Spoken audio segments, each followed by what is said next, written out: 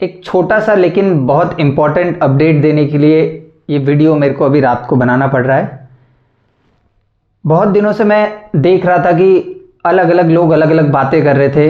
कुछों का कहना ये था कि जो अध्याचन है वो UKSSC के पास से वापस जा चुके हैं कुछ संशोधन के लिए, तो नई वैकेंसी का अभी कुछ अता पता नहीं है। कुछ लोग बोल रहे थे कि कैसे पता कि 300 प्लस पोस्ट हैं। तो ये तमाम जो बातें थी उनसे रिलेटेड एक छोटा सा जानकारी मैं आज आपको देना चाह रहा हूँ। अभी आज जो बेरोजगार संघ, उत्तराखंड बेरोजगार संघ के जो अध्यक्ष हैं राम कंडवाल जी, वो आज UKSSC पहुँचे। उसके बाद उन्होंने अपने फेसबुक पे एक पोस्ट डाला। ये पोस्ट मैं यहाँ पर स्क्रीन में बगल में लगा भी दूंगा, मैं उसको आपके लिए पढ़ देता हूँ थोड़ा सा। इसमें लिखा है कि आज सुबह अचानक तबीयत खराब रही। इस बीच अल्मोड़ा से युवा साथी देहरादून पहुँचे और आयोग जाने के लिए कहने लगे। दूर से आए साथियों को इनकार नहीं कर पाए। आयोग से कई मुद्दों पर बातचीत हुई। इसके आगे की बात हमारे लिए ज़रूरी है, जिसमें सहायक लेखाकार के 300 पद आयोग पहुँचे हैं। इसका मतलब 300 पोस्ट पहले से पहुँची हुई है, जबकि 350 से ज़्यादा पद आने बाकी है। बस इतना ही हमारे लिए ज़रूरी है। 300 पद पहुँच चुके हैं और 350 से ज़्यादा पद आने बाकी है भी कहा जा रहा है आयोग के अध्यक्ष के द्वारा। इसका मतलब 300 पोस्ट पे तो भर्ती आनी श्योर है ना, और 350 पद अगर और आ जाते तो आपके लिए और बेहतर है। क्या पता आयोग रुका हुआ हो कि ये 350 पद आ जाए तो एक बड़ी भर्ती हम आपके सामने रखे 650 पोस्ट की, इसीलिए देरी देखने को हो सकती है। तो अब तो श्योरिटी मिलती है ना। आयोग के अध्यक्ष खुद कह रहे हैं कि 300 पद पहुंच चुके हैं, 350 पद और आने वाले हैं, और अगर ऐसा होता है तो एक बहुत बड़ी भर्ती होने वाली है। जितने भी लोग लगेंगे अच्छे से तैयारी करेंगे, और ज़्यादा तैयारी की भी ज़रूरत नहीं है।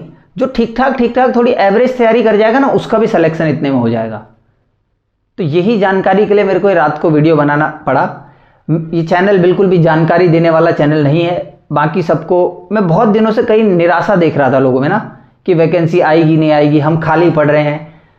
2027 में आप लोग जानते हैं कि चुनाव है, तो 2026 बहुत ही क्रूशियल साल रहने वाला है। और अगर ये 650 पद एक साथ ही देखने को मिल जाते हैं तो उसके बाद भूल जाना है 2027 के बाद कुछ सालों तक कि ये पोस्ट वापस आएगी। तो अच्छे से पढ़िए। एक ही रिक्वेस्ट मेरी आपसे है कि कम से कम अभी बिगनर तो बन जाइए। अगर आप बहुत जम के नहीं कर सकते, मैं मानता हूं कि जब वैकेंसी आ जाती है तो पढ़ने वाले को भी मज़ा आता है, पढ़ाने वाले को भी मज़ा आता है। ठीक जैसे हमारे जो 12th के बैच हैं वो शुरुआत से कभी कोई नहीं पढ़ता। अभी जब ये नवंबर दिसंबर का टाइम आ गया है, ये लोग भी बैठे हुए हैं साथ में हमारे, तो ये लोग अब पढ़ना स्टार्ट करते हैं। मेरी बात आप समझ रहे हो? तो वही उस समय तो बिगनर तो बन जाओ। इसीलिए मैंने आपको अपडेट देने के लिए। अच्छा, कब तक भर्ती आएगी? पिछले वीडियो मैंने कहा भी था कि जनवरी 15 के बाद फरवरी 15 तक आप लोग मान सकते हैं, लेकिन मैं अभी भी कुछ कमिटमेंट नहीं करना चाहूँगा। उत्तराखंड में कुछ भी हो जाता है, तो ये मेरा काम है भी नहीं कि मैं इस पर टिप्पणी करूँ। ये छोटा सा अपडेट था जिससे आप लोग अच्छे होप में रहेंगे और अच्छे से पढ़ाई करेंगे, उम्मीद करता हूँ। कुछ लोग हमसे भी ये बात कर रहे थे कि आप जो पढ़ा रहे हैं वो सीक्वेंस वाइज नहीं है, थोड़ा सा इसको स्ट्रक्चर्ड कर दिया। मैं इस पे भी 2 बातें आपको करना चाहता हूं। अगर मैं सिलेबस देखता हूं ना अपने सामने,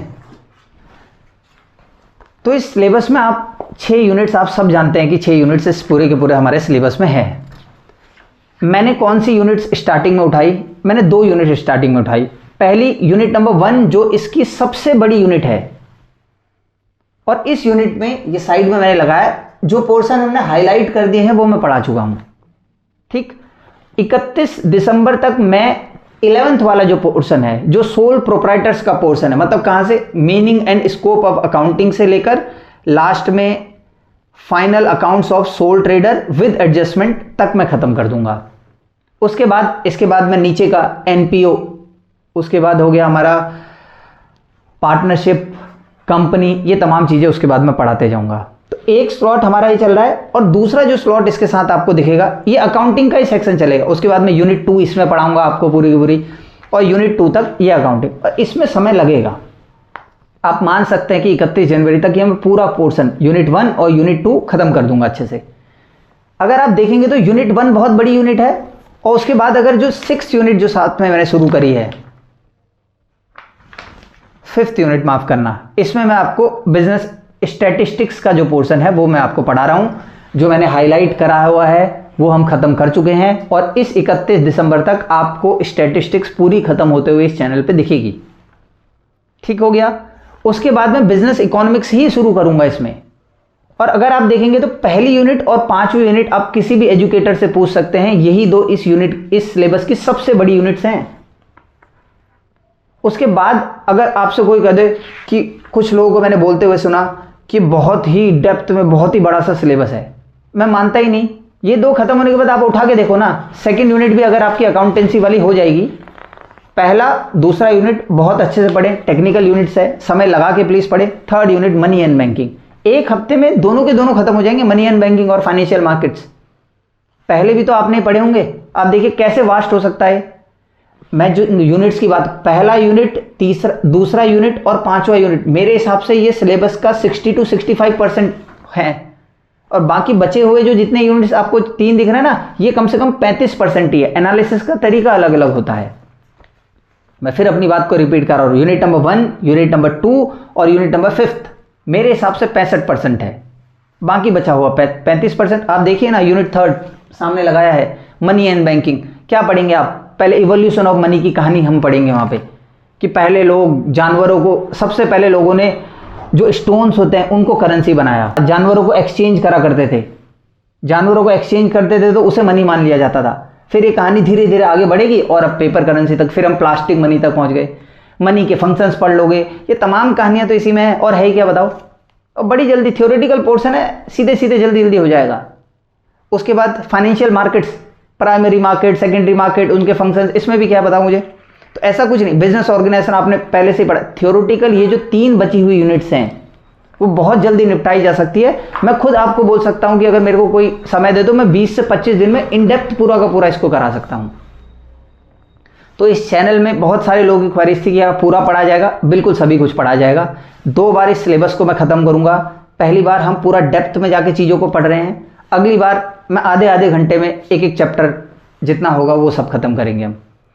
हम हर एक, मैं यूनिट पे भी नहीं बोल रहा हूं, हर एक जो टॉपिक लिखा है ना यूनिट के अंदर, उस सभी टॉपिक्स में आपको एक MCQ की क्लास बाद में देखने को मिलेगी। और एक हमारी लास्ट में स्पेशल क्लास, जिसका मैं जिक्र फिर से कर रहा हूं, कुमाऊं एक्सप्रेस नाम की एक बहुत ही बेहतर क्लास लास्ट में आपको देखने को मिलेगी, जिसमें स्टैटिक पोर्शन, वो जो करंट वाला पोर्शन आ रहा है वो, और मिक्स्ड तरीके से, इस तरीके से उसमें क्लास बनाई जाएगी।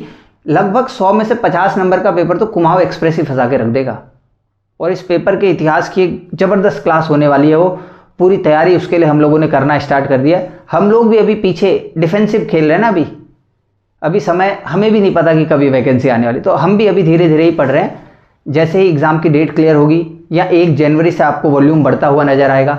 ईमानदारी के साथ पढ़े, अपना समय बिल्कुल बर्बाद ना करें, और बहुत ही आसानी से आप लोग अगले साल अपना सिलेक्शन ले सकते हैं। थोड़ी सी देर हो रही है लेकिन वैकेंसी आना पक्का है। कुछ नेगेटिव लोग आपको दिखेंगे कि भर्ती नहीं आएगी, ऐसा हो जाएगा, वैसा हो जाएगा, इस नेगेटिविटी से दूर रहें। ये वो लोग हैं जो भर्ती कब आएगी करते रहते हैं, लेकिन इनका सिलेक्शन कभी नहीं होता।